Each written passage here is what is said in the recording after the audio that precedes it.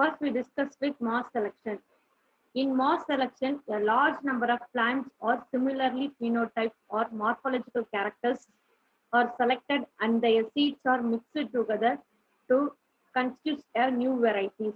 So mass selection நம்ம என்ன பண்ண போறோம் அப்படின்னு பார்த்தீங்கன்னா பிளான்ஸ், அதாவது ஒரே வகையான குரூப் ஆஃப் பிளான்ஸ் ஸ்பீஷஸ் வந்து பார்த்தீங்கன்னா நம்ம கல்டிவேட் பண்ணும்போது அதுல ஒரே லென்த்து, ஹைட்டு, வெயிட், ஈல்டு கொடுக்குற அந்த டிசைரபிள் கேரக்டர் இருக்கிற பிளான்ஸை மட்டும் நம்ம தனியா எடுத்து ஸோ அதை வந்து நம்ம வச்சு நம்ம வந்து ஈல்டு அதிகமாக எடுத்தோம்னா அதை நம்ம அக்ரிகல்ச்சர் ஃபார்மர்ஸ்க்கு கொடுத்து அது மூலியமா அதனோட ஈல்டை இன்க்ரீஸ் பண்றதை நம்ம என்னன்னு சொல்ல போறோம்னா மாஸ் செலக்ஷன் அப்படின்னு சொல்ல போறோம். The population obtained from the selected plants would be more uniform and the original population and are not individually tested. So இந்த பிளான்ஸ் வந்து பார்த்தீங்கன்னா அதான் ஒரே மாதிரியா நிறைய பிளான்ஸ், ஃபார் எக்ஸாம்பிள் நம்ம வீட்டிலே பார்த்தீங்கன்னா ஹைபிஸ்கஸ் வளர்த்தோம்னா செம்பருத்தி, திடீர்னு ஒரு பிளான்ட் வந்து சின்னதா இருக்கும், ஒரு பிளான்ட் ஹைட்டா இருக்கும். ஹைட்டா இருக்கிற பிளான்ட் வந்து பார்த்தீங்கன்னா அது வந்து ஃபிளாஸ் கொடுக்க டைம் ஆகும். பட் ஸ்மாலா இருக்கிற பிளான்ட் சடனா வந்து பார்த்தீங்கன்னா ஃபிளாஸ் கொடுக்கலாம். ஸோ அப்போ எதுல நம்மளுக்கு வந்து பார்த்தீங்கன்னா ப்ளஸ் பாயிண்ட் அதிகமா இருக்குதோ அந்த வெரைட்டிஸ் ஆஃப் பிளான்ஸ் சூஸ் பண்ணி ஸோ அதுல இருந்து அதாவது குரூப் ஆஃப் பிளான்ஸ்ல நம்மளுக்கு பிடிச்ச நம்மளுக்கு ஈல்டு கொடுக்குற அந்த பர்டிகுலர் பிளான்ஸை மட்டும் பிக் பண்ணி எடுத்து அதுல இருந்து நம்ம ஈல்டு எடுக்கிறது தான். After repeated selection for 4 to 6 years, selected seeds are multiplied and distributed to the farmers. So அது மாதிரி பிளான்ஸை நம்ம பிக் பண்ணி ஸோ அந்த பிளான்ஸை ஃபார்மர்ஸ்க்கு நம்ம தாராளமாக கொடுக்கலாம். The only disadvantages of the mass selection is difficult to distinguish the heredity variation for environment variation. So இந்த mass செலெக்ஷன்ல இருக்க ஒரே மைனஸ் பாயிண்ட் என்னன்னா இது மாதிரி நம்ம செலக்ட் பண்ற பிளான்ஸ் வந்து பார்த்தீங்கன்னா அங்க இருக்கிற அக்ரிகல்ச்சர் ஃபீல்டு, அங்க இருக்கிற கிளைமேட் கண்டிஷன், என்விரான்மெண்ட் மட்டும்தான் சூட்டபிள் ஆகுமே தவிர அந்த பிளான்ஸ் வந்து வேற ஒரு கிளைமேட் கண்டிஷன்ல இல்லை வேற ஒரு என்விரான்மெண்ட் சுச்சுவேஷன் இடத்துல எடுத்துட்டு போனா அந்த பிளான்ஸ் வந்து அங்க வளராது. இதுதான் வந்து பார்த்தீங்கன்னா மாஸ் செலெக்ஷன் இருக்க ஒரே ஒரு disadvantages. So next one mass selection. First one mass selections with pure line selection. Mass செலெக்ஷனுக்கு பியூர் லைன் செலெக்ஷன் என்ன டிஃபரன்ஸ் அப்படின்னு பார்க்கலாம். So first one line mixtures, mass selection, pure line selection. Mass selection வந்து பார்த்தீங்கன்னா bulk of phenotypically similar plants. ஸோ ஒரே மாதிரியா இருக்கிற பிளான்ஸை நம்ம ஃபர்ஸ்ட் கல்டிவேட் பண்றோம். நெக்ஸ்ட் வந்து பார்த்தீங்கன்னா cultivate, register and marketing. So next நம்ம என்ன பண்றோம்னா அதை நம்ம அதுல நம்ம முக்கியமான பிளான்ஸை மட்டும் சூஸ் பண்ணி அந்த பிளான்ஸ் எடுத்து நம்ம வளர்க்கலாம். இதுதான் வந்து பார்த்தீங்கன்னா ஹெட்ரோஜீனியஸ் கல்டிவேட்டர். ஹெட்ரோஜீனியஸ் கல்டிவேட்டர் ஒரே மாதிரி பிளான்ஸ் தான். ஹைபிஸ்கஸ்னா ஹைபிஸ்கஸ் வெரைட்டி மட்டும் நம்ம கல்டிவேட் பண்ணி ஸோ ஒரே லென்த்து, ஒரே ஹைட்டு, ஒரே வெயிட்டு, ஒரே ஃபிளார்ஸ் ப்ரொடியூஸ் பண்ற, அதாவது டைம் ஷார்ட் டியூரேஷன்ல அதிகமா நமக்கு மகசூல் தர பிளான்ஸ் பிக் பண்ணி நம்ம ஃபார்மர்ஸ்க்கு செலக்ட் பண்ணி கொடுக்கறது தான் வந்து பார்த்தீங்கன்னா மாஸ் செலெக்ஷன். சப்போஸ் இது பியூர் லைன் செலெக்ஷன் அப்படின்னு எடுத்துக்கிட்டீங்கன்னா பார்த்தீங்கன்னா சிங்கிள் பேரண்ட் ஆஃப் ஒரே தாவரத்துல இருந்து தோன்றிய பேரண்டா தான் இருக்கணும். L1, L2, L3 அது மாதிரி L போயிட்டு register and marketing the best pure line. So அதுல வந்து பியூர் லைன் செலெக்ஷன் சூஸ் பண்ணி இது வந்து ஹோமோஜீனியஸ். ஹோமோஜீனியஸ் அப்படின்னு பார்த்தீங்கன்னா ஒரே அமைப்புடைய ரகங்கள் அதுதான் நம்ம வந்து பார்த்தீங்கன்னா இதுல சூஸ் பண்ண முடியும் mass selection with pure line selection. So mass selection அப்படின்ட்டு heterogeneous cultivated and pure line selection வந்து பார்த்தீங்கன்னா homogeneous cultivated. So next we discuss with pure line selections. So pure line selection அப்படின்னு எடுத்துக்கிட்டீங்கன்னா first one so this pure line selection was introduce in the year 1903. The scientist is name called Johannsen's. So Johannsen's அப்படின்றத 1903 வந்து பார்த்தீங்கன்னா pure line selections வந்து நம்ம first அந்த டேர்மே introduce பண்ணாரு. It is a collection of plants obtained as a result of repeated self-pollination from a single homogeneous individuals.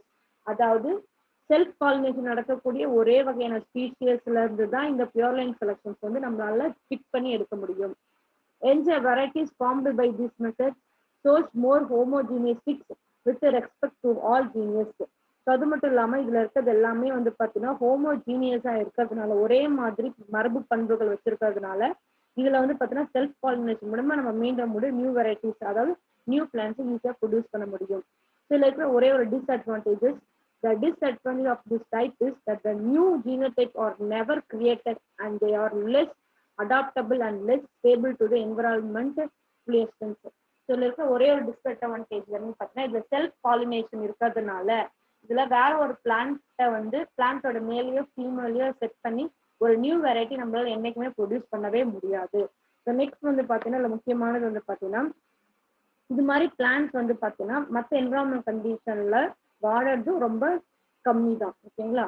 So next third one clonal selections. So இந்த clonal செலக்ஷன்ல முக்கியமான வந்து பார்த்தீங்கன்னா in sexually propagated crop progenies derived from a plant resemble in genetic constitutions with the parent plant as they are meiotically divided. So இந்த clonal செலக்ஷன்ல வந்து பார்த்தீங்கன்னா parents மாதிரியே இருக்கிற பிளான்ஸை, அதாவது உடல் இந்த செல்ஃப் பாலினேஷன் சொல்றோம் இல்லையா, அந்த செல்ஃப் பாலினேஷன் பாலினேஷன் நிறைய vegetative pollination, self pollination and asexual pollination அப்படின்னு சொல்லி போட்டு இதுல வந்து மோஸ்ட்லி நம்ம எதை யூஸ் பண்றோம் அப்படின்னு பார்த்தீங்கன்னா வெஜிடேட்டிவ் டைப். ஸோ அந்த வெஜிடேட்டிவ் டைப் ஆஃப் பாலினேஷனை மியாட்டிக் டிவிஷன் மூலமா ஒரு பிளான்ட்டை நிறைய பிளான்ட்டை மாற்றுறது தான் என்னன்னு சொல்லுவோம்னா குளோனல் செலக்ஷன் அப்படின்னு சொல்றோம். Based on their phenotypic appearance, clonal selection is employed to select improved varieties for a mixed population. So mixed populationல இருந்து நம்மளுக்கு தேவையான டிசைரபிள் கேரக்டரிஸ்டிக் பிளான்ஸை பிக் பண்ணி அந்த பிளான்ட்டை வந்து பார்த்தீங்கன்னா ஜெராக்ஸ் எப்படி ஒரு காப்பி எடுத்துட்டு போய் நிறைய ஜெராக்ஸ் போட்டோம் அதே மாதிரி ஒரு பிளான்ட்டை வச்சு நிறைய பிளான்ட்டை ப்ரொடியூஸ் பண்றோம். அதே மாதிரி இருக்கிற பிளான்ட்டை ப்ரொடியூஸ் பண்றதா நம்ம என்னன்னு சொல்றோம் அப்படின்னு பார்த்தீங்கன்னா குளோனல் செலக்ஷன்ஸ் அப்படின்னு சொல்றோம். The selected plants are multiple throughout vegetative propagation to rise used to a clones. So இந்த clones அப்படின்றது எந்த டைப் ஆஃப் ரீப்ரொடக்ஷன் பேஸ் பண்ணியிருக்குன்னா வெஜிடேட்டிவ் ப்ரொபகேஷன், அதாவது வெஜிடேட்டிவ் ரீப்ரொடக்ஷனை பேஸ் பண்ணியிருக்கு. The genotype of a clone remains unchanged for a longer period of time.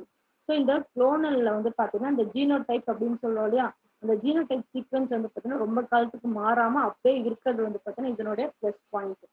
So next one clonal selection. So clonal selection எப்படி நடக்குதுன்னு பார்க்கலாம். ஃபர்ஸ்ட் இயர்ல வந்து பார்த்தீங்கன்னா cute to several 100 superior plants selected mixture of clones. So first வந்து பார்த்தீங்கன்னா clones நம்ம எந்தெந்த குளோன்ஸ் எல்லாம் வந்து பார்த்தா அதெல்லாத்தையும் மிக்ஸ் பண்ணி ஒரு பர்டிகுலர் ஏரியாவில் நம்ம வளர வைக்கணும். அதான் வந்து பார்த்தீங்கன்னா அதுல வந்து நிறைய அதாவது 100 மேல பிளான்ஸை வச்சு அதுல இருக்கிற உயர் ரகம் சுப்பீரியர் பிளான்ஸ் அப்படின்ற உயர் ரகத்தை மட்டும் நம்ம சூஸ் பண்ணி இருக்கணும். செகண்ட் இயர்ல இருந்தா clones from selected plants. Clones from the selected plants grow separately. Desirable clones selected. So நம்ம ஃபர்ஸ்ட் 100ல வந்து ஒரு 50 பிளான்ஸ் சூஸ் பண்ணணும். அந்த 50 பிளான்ஸை மட்டும் ரெடி பண்ணி ஸோ அதுலயும் இருக்கிற பெஸ்ட் சூஸ் பண்றது செகண்ட் இயர். தேர்ட் இயர்ல வந்து பாத்தீங்கன்னா preliminary yield trait. நெக்ஸ்ட் வந்து பாத்தீங்கன்னா விளைச்சல், அதனோட விளைச்சல் ஃபர்ஸ்ட் அதனோட விளைச்சல் வந்து சூஸ் பண்றோம் செக் பண்றது தேர்டு. அண்ட் ஃபோர்த் இயர்ல வந்து பாத்தீங்கன்னா எந்த பிளான்ட் நம்ம இது வரைக்கும் 100ல இருந்து 50 எடுத்தோம் அந்த 50ல பெஸ்ட் எடுத்து அந்த பெஸ்ட்ல எது வந்து நிறைய ஈல்டு கொடுக்குதோ அந்த பிளான்ட்டை சூஸ் பண்ணி அதை வந்து திரும்ப மல்டிபிகேஷன் பண்றது வந்து பாத்தீங்கன்னா ஃபோர்த் இயர். அந்த ஃபிஃப்த் இயர்ல வந்து பாத்தீங்கன்னா 100ல இருந்து நம்ம பெஸ்ட் சூஸ் பண்ணோம் இல்லையா, அந்த சூஸ் பண்ண மல்டிபிகேஷன் பண்ணோம் இல்லையா, அதை வந்து பாத்தீங்கன்னா நம்ம அதனோட சீட்ஸை நிறைய ரெடி பண்ணி ஃபார்மர்ஸ்க்கு கொடுத்து ஸோ அந்த பிளான்ட்டை வந்து நம்ம வந்து ஃபார்மர்ஸை வந்து கல்டிவேட் பண்ண சொன்னா அவங்களுக்கு ஈஸியா வந்து பார்த்தீங்கன்னா என்ன கிடைக்கும்னா மகசூல் ஈல்டு வந்து கிடைக்கும். அதாவது 100 வந்து நம்ம ரெடி பண்ணி அந்த 100ல 50 எடுத்து அந்த 50ல பெஸ்ட் எடுத்து அந்த பெஸ்டோடைய சீட்ஸ் தான் நம்ம ஃபார்மர்ஸ்க்கு கொடுக்க போறோம். ஸோ அதனால ஃபார்மர்ஸ்க்கு வந்து பார்த்தீங்கன்னா ஈல்டு ரொம்ப அதிகமா கிடைக்கும். ஸோ அதுக்காக நம்ம செய்யறது தான் வந்து பார்த்தீங்கன்னா இந்த செலக்ஷன். ஸோ செலக்ஷன்ல ஃபர்ஸ்ட் ஒன் வந்து பார்த்தீங்கன்னா mass selection, second one is called pure line selection, and third one clonal selections. Today topic is over. Thank you students. Read well.